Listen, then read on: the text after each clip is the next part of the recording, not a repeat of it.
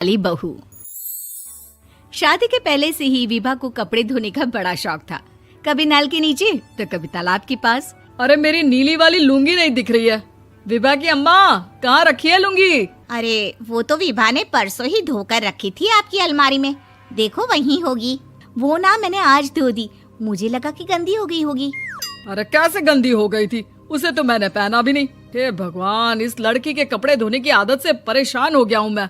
जितना तो घर में राशन नहीं आता, उससे कहीं ज्यादा डिटर्जेंट पाउडर का खर्चा है। इसकी शादी करवा दो, शादी जाए अपने घर में ही करे काम, फिर चाहे घर के कपड़े धोने हो या पूरे गांव के। हाँ ठीक बोल रही हो, देखता हूँ मैं कोई लड़का। वो दिन भी आ जाता है जब विभा को देखने लड़के वाले आ जाते हैं। लड़की मुझे अच्छी लगी। होने वाली सास कहती है, बेटी अगर कुछ पूछना है तो पूछ लो। वैसे तो हमारी लड़की बहुत ही शर्मीली है, जो बोल दो वो मान लेती है, इसे क्या पूछना होगा। अरे कैसी बात कर रही हो माँ, मुझे इन लोगों के घर रहना है, सवाल तो कई है। हाँ हाँ बेटा, पूछ लो ना, क्या पूछना है। आप लोगों के घर कपड़े कौन धोता है? सास का मुंह बन जाता है। देखो, अगर तुम ये कहना चाहती हो कि तुम्हें कपड़े धोने नहीं आते तो सुन लो, कपड़े मैं ही धोती हूँ, लेकिन तुम्हारे आ जाने के बाद मैं रुमाल तक नहीं धोऊंगी। अरे चुप रहना भाग्यवान, बहू बेचारी घर आई नहीं, उसे डराना शुरू कर दिया।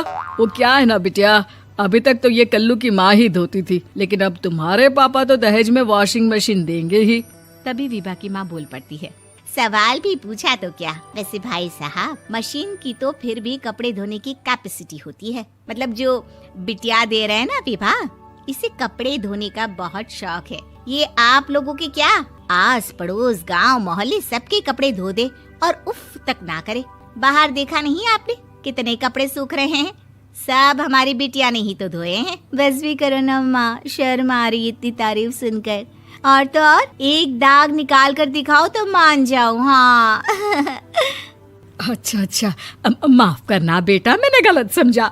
हमें तो रिश्ता बहुत पसंद है। और ऐसे जुड़ जाता है रिश्ता कपड़े धोने का शौक रखने वाली विभा का। उसकी शादी हो जाती है कोयला फैक्ट्री में काम करने वाले कल्लू के साथ। शादी के बाद अचानक विभा चिल्लाती हुई सास के पास आती है। सासू माँ, अरे सासू माँ कहाँ है आप? ये तो धोखा है, धोखा दिया आप लोगों ने मुझे। इसे ससुर के चक्कर के बारे में पता चल गया। अरे तो उसमें तुझे क्यों धोखा मिला है? अरे नल में पानी नहीं आता, कपड़े कैसे कब धुलेंगे? अच्छा अच्छा, तू पानी नहीं आ रहा उसकी बात कर रही है। तो आपने क्या सोचा? कुछ नहीं। अच्छा हाँ, तेरी माँ ने कहा था कि कपड़े धोने का शौक है तुझे, याद आया मुझे। शौक शौक बोलकर कपड़े धोने वाले मेरे जुनून को कम ना आके सासू माँ, कपड़ा धोना मेरा गुरूर है।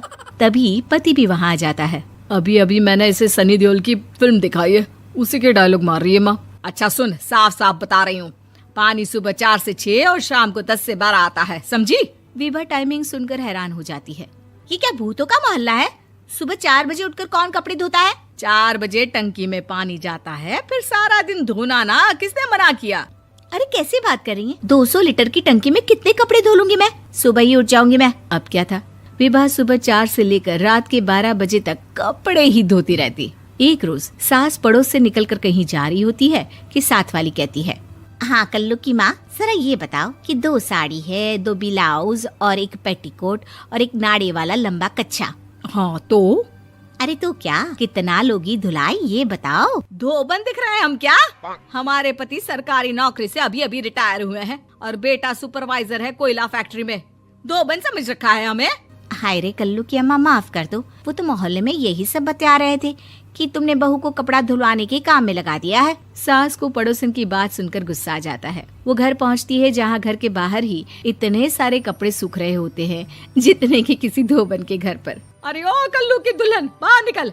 माँ जी यहीं आ जाओ, बाथरूम में चादर धो रहे हैं हम। अरे अभी हम धोते हैं, तुमको बाहर निकलो। ये आस पड़ोस वाले बोल रहे हैं कि हम बहू से कपड़े धुलवा धुलवा कर उसे कपड़ा धोने वाली बना दिए हैं। अरे छोड़ो ना माँ जी, किन लोगों की बातों में आती हो? आस पास के लोगों का तो काम ही होता है कि वो किसी तरह सास बहू को लड़ा दे। बहू सारे घर के कपड़े धोती है, ये क्या कम है? बोलिए। सास को भी लग जाता है कि वो बहू का ये सनकीपन नहीं छुड़वा सकती, इससे अच्छा है कि खुद ही चुप हो जाए। एक रोज सास और बहू मंदिर जाते हैं, जहाँ सास की साड़ी वहाँ खड़ी भीख मांगने वाली से मिलती है। माँ जी क्या बात है, आपकी साड़ी उस भिखारन से कितनी मिल रही है ना? हाँ हाँ देखो तो, दोनों की साड़ी मिल रही है। क्या बात है कल्लू की अम्मा, तुम खुद को तो अफसर की बीवी बताती हो और ऐसी सिंपल सी प्लेन साड़ी पहनकर घूमती हो। सिंपल और प्लेन नहीं है ये साड़ी। तो क्या सोने के धागे से फूल बने हैं?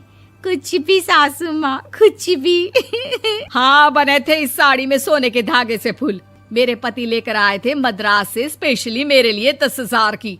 ताहे भाई साहब इस भिखारन के लिए भी सेम टू सेम साड़ी लेकर आए होंगे 10,000 की। सास उस वक्त तो कुछ नहीं कहती, लेकिन बहू के साथ घर आती है और अलमारी से एल्बम निकाल कर लाती है। ये साड़ी देख रही है, ये वही साड़ी है जिसे मैंने अभी पहना था। इस साड़ी में ये जो चमकदार फूल दिख रहे हैं ना, ये सोने के धागों से काढ़े गए हैं। लेकिन तू लोकल वॉशिंग मशीन ब्रश से घिस घिस कर सारे फूलों को निकाल कर साड़ी प्लेन कर दी। मुझे माफ कर दीजिए सासू माँ। और तो और, जब मैंने तुझे तेरी गलती के लिए कुछ नहीं कहा, लेकिन तूने तो सबके सामने मेरा मजाक ही बना दिया। क्यों? बहू को समझ में आ जाता है कि अब से उसका कपड़े धोना बंद।